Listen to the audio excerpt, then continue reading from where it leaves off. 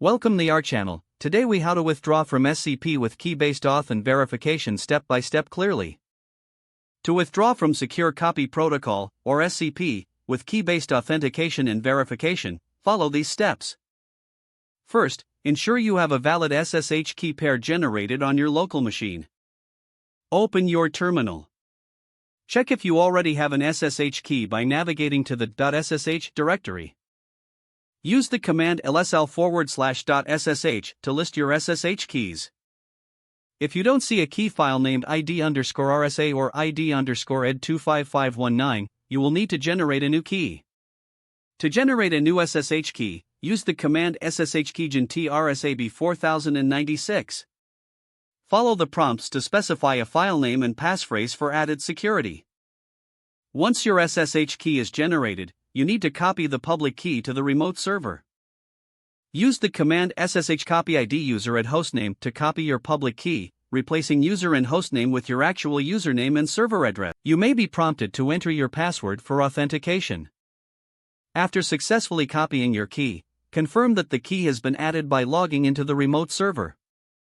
Use the command ssh user at hostname to establish the connection without needing a password. Now that you have key-based authentication set up, you can begin the withdrawal process. Prepare the file you want to withdraw from the remote server.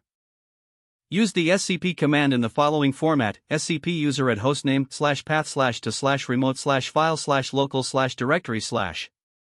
Ensure that you replace /path/to/remote/file with the actual path of the file on the server and /local/directory. If your SCP command is successful, the file will be transferred. To verify that the file has been transferred, navigate to the local directory using the command cd/local/directory/.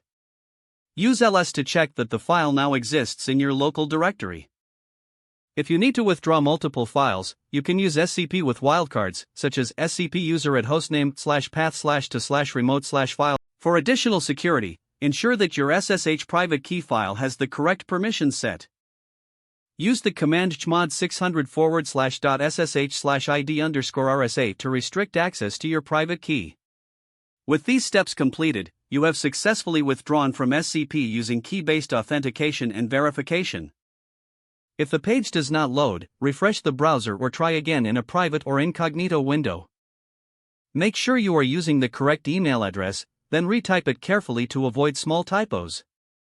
If your password is not accepted, use the reset option and create a new strong password you can remember. Check your spam folder for verification or security emails, then complete any requested confirmation steps. Don't forget to like this video and subscribe to our channel for more step-by-step tech guides.